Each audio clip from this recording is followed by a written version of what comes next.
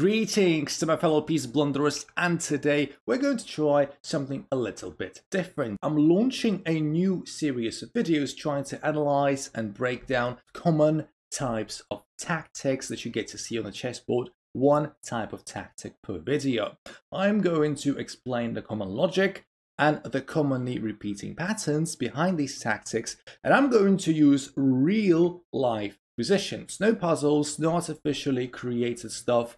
These are the positions that I found from my archives. These are real games, and this makes it so much more valuable. These are going to be very instructive, and after this video I am sure that you, my friends, are going to be more likely to find these patterns, not just when solving puzzles, but more importantly on the board, exactly when it matters. These are going to be mostly aimed at beginner to intermediate players. Perhaps the more advanced players will find them slightly less instructive than usual. That said, some of the positions that I'm going to show today and in the following videos are still going to be very, very interesting and not as straightforward as they could be. And just before we start, please let me know in the comments below if you guys think that this should be a series, because as much as I can be planning something, if you don't find it particularly instructive or you find it a bit too simple, then what's the point? I can easily switch to some other stuff. Anyway, without further ado, let's get into the topic, which is, as you can see on your right, removing the defender, a phrase that I bet a lot of you have heard or have seen, and it is one of the most basic types of tactics, also one of the most important ones. That's why basically we're starting this series with it as video number one. Removing the defender refers to a position where, well, it basically says what it does what it says, right? Very simple.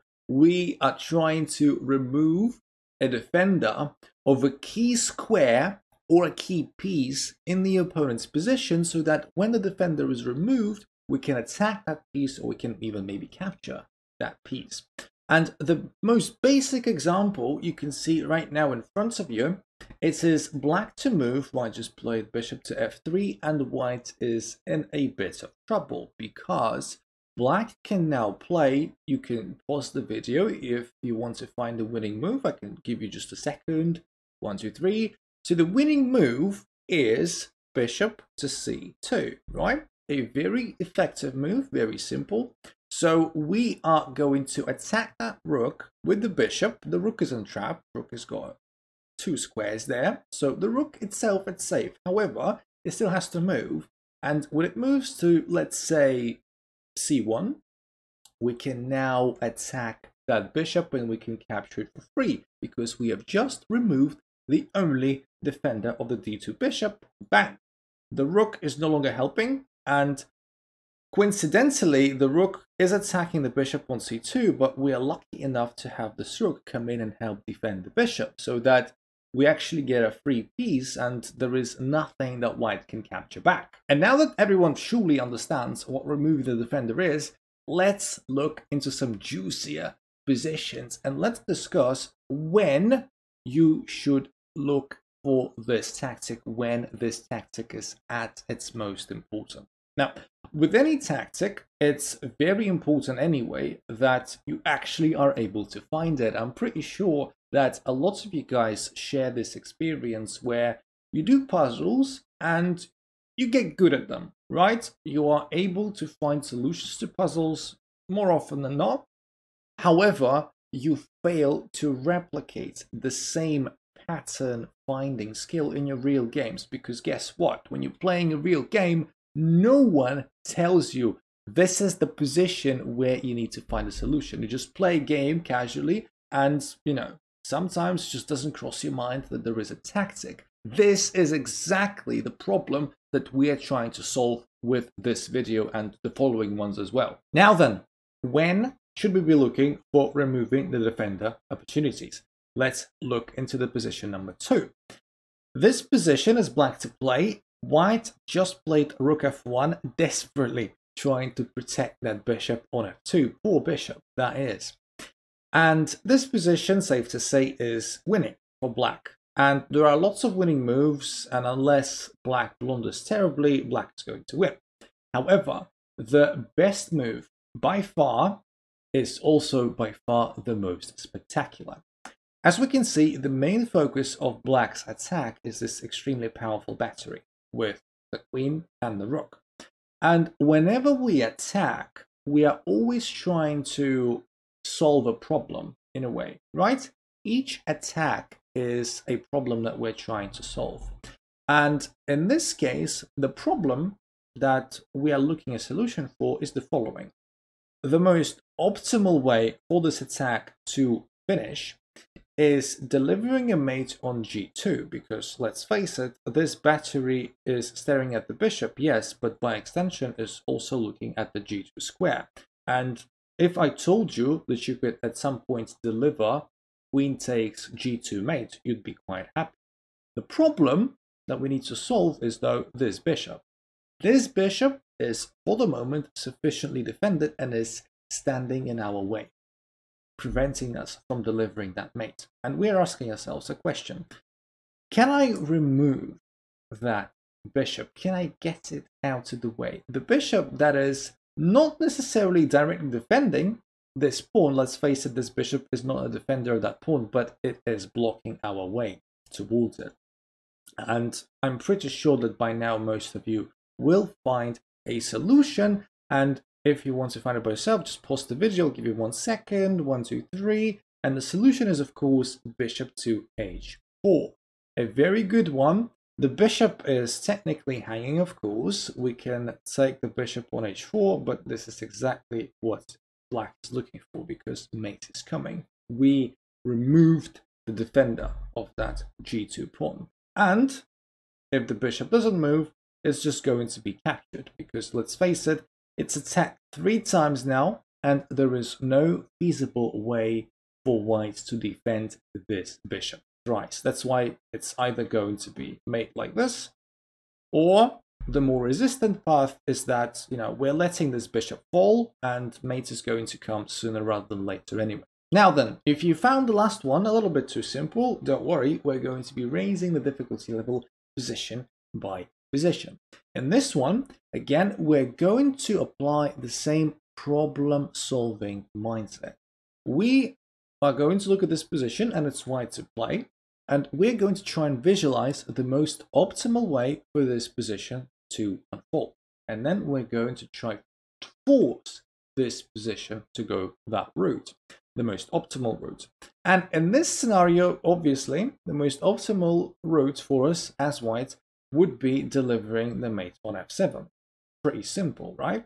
We've got this queen and rook battery, again, which is extremely powerful, and it's almost working, but the problem is this rook on h7 that is defending that ef7 pawn. And just like the previous time, whenever we have a position where there's just one last annoying defender that prevents us from winning the position straight away, like we had with this bishop on f2 preventing us from mating on g2, we have this last defender on h7 preventing us from mating on f7.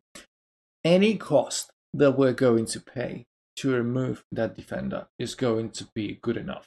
You can throw as much material as you need, as long as you mate, of course. And if you want to take an extra bit of time to find a solution for yourself, if you haven't already, feel free to pause the video again. I'll give you a couple seconds. 1, 2, 3. All right, let's get into it. So this rook needs removing. That much is clear. And again, we remove the defender by either attacking it or creating a distraction, a decoy, to force it away from a key square. And okay, let's look at option number 1. Let's try and figure out a way we can attack the rook. And since the rook is on a light square, the dark squared bishop is out of the question. Can't do it. The pawns, forget about it. Knight too far away. These guys, perhaps too far away as well. The only way the rook can be attacked with these guys is like queen f5, but it's ridiculous because the f5 square is covered by our opponent quite substantially, so it's useless. Option number 2, we're trying to create a distraction. And again, we're looking at our pieces. We're looking at the pieces that are either closest to the rook or the pieces that are most likely to manipulate rook's position. And again, pawns, nope. Knights, nope. Too far away. These guys from where they are, nope. This bishop, however, looks interesting. It can't attack the rook directly, like we said, but maybe it can cover some interesting squares or do something. Remember that the king is on a dark square. Maybe it can deliver a check. Maybe there is a check. Always look for checks. And when it comes to mating and checking, we need to also look at what squares the king has in general. And this is where we look at this rook and see how useful it is. The rook is covering the e7 and the e8 squares, which are important escape squares for the king. Meaning that the only possible escape squares left are g7 and g8. Very important to note. And we couple this knowledge with looking at some possible moves with the bishop on g5, maybe even some checks. And this is where we come across a very interesting bishop a6 check. Now, why is it interesting? Because, first of all, if rook takes, exactly what we wanted, right? Bang, mate, see ya, right? So the bishop isn't hanging. And this is already a good start. We're looking at some other ways. Okay, so since this is cut off and the bishop is now cutting on the g7 square, maybe king g8. Oh wait, we've got this mate now. Yeah, this isn't looking good for black. All right, keep looking, keep looking. What if this block happens? Well, mate, mate, because the bishop just blocked the rook, and it is also in a way removing the defender, removing the rook out of the game completely. Like, okay, wait. But what if the queen blocks? The queen can defend, right? No, the queen is pinned. The queen is pinned, and it is still the same, mate. We removed the defender yet again. This time also by blocking it. A fascinating position, isn't it? Again, don't be afraid to hang your pieces when it's all about removing the last-ditch defender. Like I said, anything goes, anything. So many opportunities open up. The moves that you never thought were possible are actually possible. And with that, we are arriving at our final position. And again, we have white to move and black king in trouble. And again, we're looking for a problem to solve first. Looking for the most optimal way to develop the position. And we don't need to go very far to see that the most optimal, the perfect way for this position to finish would be to just taking the pawn on h6 and delivering mate with the queen. Because there is nothing to block with and black king's virtually trapped. The problem is the last ditch defender of that pawn on h6. So the question is, can we attack it? Can we distract it? And we're looking at our pieces, see if we have any pieces to do that sort of job. Pawns, forget about it, nowhere near good enough. The queen needs to deliver the mate, so it's unlikely that is going to be the queen to act as a distractor. It rarely does both things. This rook has got a square from where it can attack the queen, but it kind of makes no sense. Rook g6, just we take the rook as black, and white loses the rook. This rook is blocked, stands behind the pawn. At the same time, looking at how this queen is on a light square and how black very kindly just liberated the light square diagonal for us, I think it's quite easy to see that this bishop can do this job for us. And we do that with bishop to c4. We're attacking the queen. Yes, again, we hang the bishop, but does it matter if queen takes mate? And other alternatives are not that great either. Queen is attacked, so it has to move, but where? Where? It can't move anywhere where it saves itself and still defends h6. So like this is unavailable. This is also unavailable because rook takes. And, you know, queen f7, bishop takes, queen e8. This mate is happening yet again. The only square that kinda is sensible, queen e7, but white has just got so many winning moves here. Simple bishop takes also does the job. Something like rook takes, now queen takes. Queen blocks, that's the only way to evade mate straight away because queen went to e7 from where it can block, which is very important, but not good enough. So like rook takes, king takes, just lots of exchanges happen.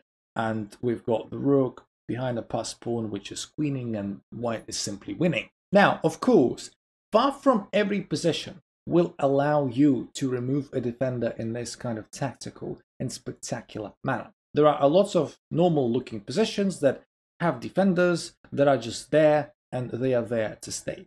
However, whenever you have a position that is clearly attacking, clearly unorthodox, there is something looming in the air. It feels like you've almost got it. There is just one annoying piece that stands in your way.